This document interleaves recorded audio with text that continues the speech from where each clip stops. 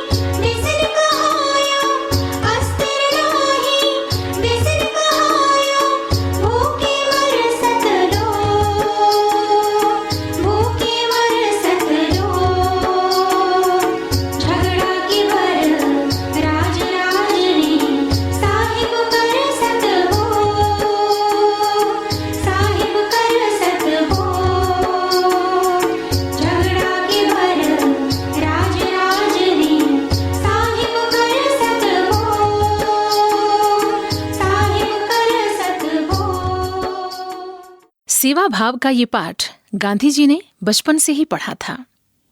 उनके पिता करमचंद नासूर से पीड़ित थे।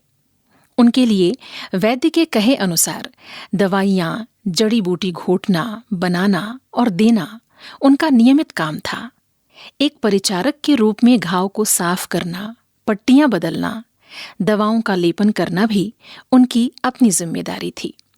बाद में इंग्लैंड में गांधी जी ने बाकायदा परिचारक की ट्रेनिंग ली और उसमें कुशलता हासिल की। सन 1899 में बोअर युद्ध के समय गांधी जी ने नेटाल इंडियन एम्बुलेंस कॉर्प्स गठित कर घायलों की चिकित्सा और सेवा शुश्रूषा का जिम्मा संभाला। इस समूह के सदस्यों को डॉक्टर बूथ ने प्रशिक्षित किया, जिसमें उन्हें फर्स्ट एड, घायलों की पट्टी और इंजेक्शन, दवाइयां आदि देना सिखाया गया।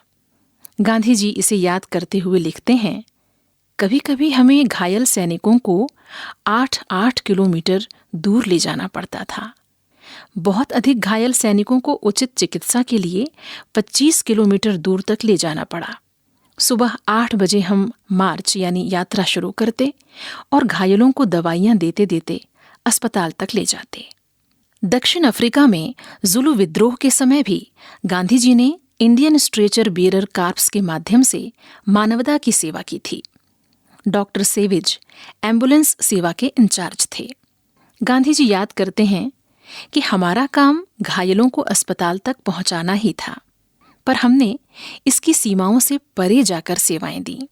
डॉक्टर सेविज यूरोपियन परिचारकों को आदिवासी जुलू सैनिकों की मरहम पट्टी का काम नहीं देते थे, इसलिए गांधी जी ने अपने साथियों के साथ ये मोर्चा संभाला था।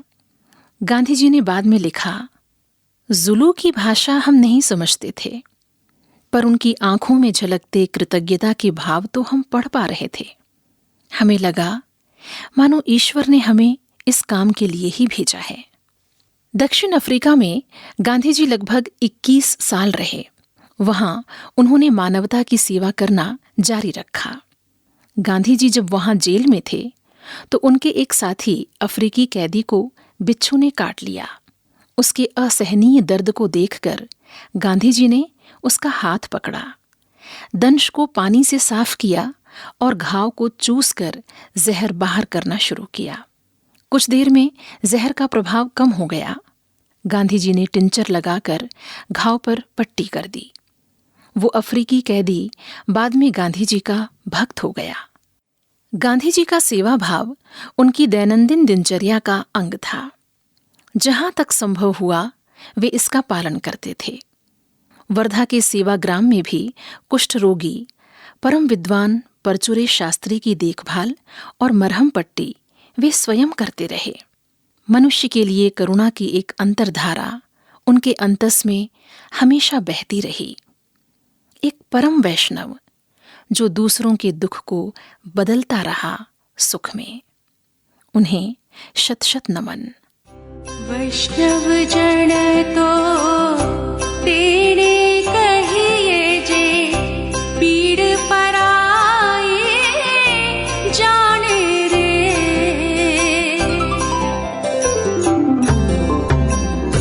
वैष्णव जन तो तेरे कहिए जे, पीड़ पराए जाने रे।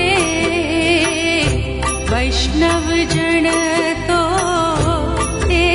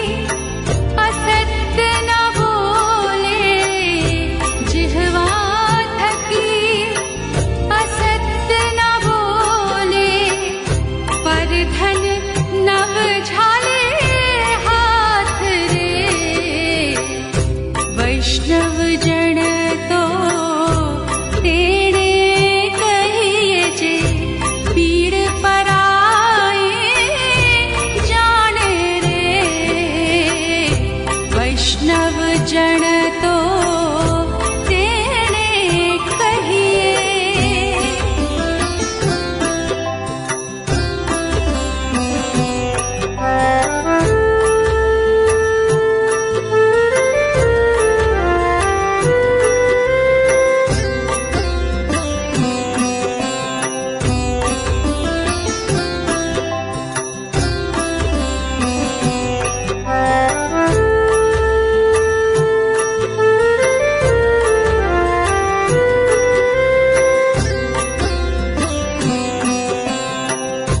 मोह माया व्यापे नहीं जेने, दृढ़ वैराग्य जेना मन मारे।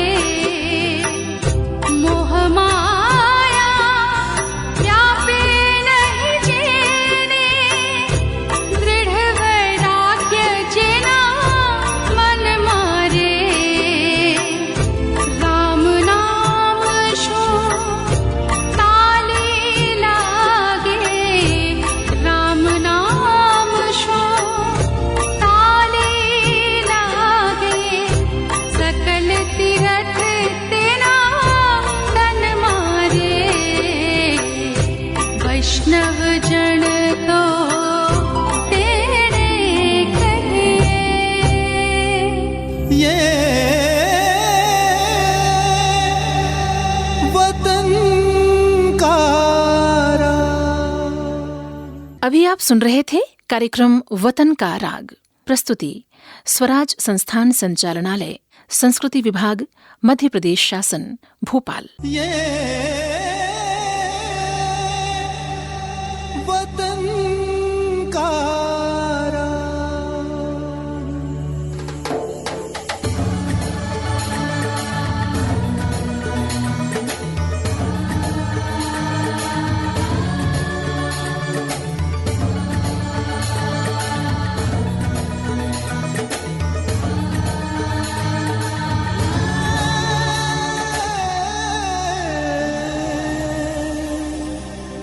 वतन